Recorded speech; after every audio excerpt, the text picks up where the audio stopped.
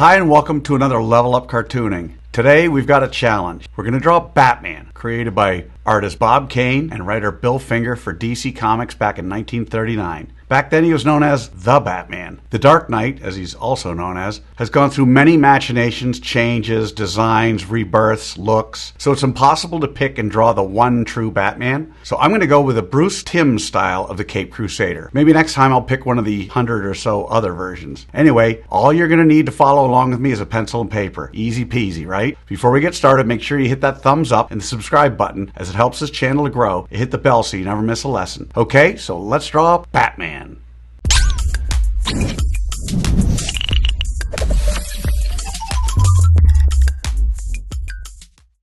We're going to draw Batman step by step, giving you the secret formula to be able to draw him again and again. If you've watched any of my other videos, you know I normally use the character's head to figure out how tall or how big the entire character is. In this crouched pose, Batman is roughly 5 heads tall. In other words, however tall we draw his head, minus his bad ears, his entire body is about 5 of those. Alright, so let's start with a roadmap for Batman.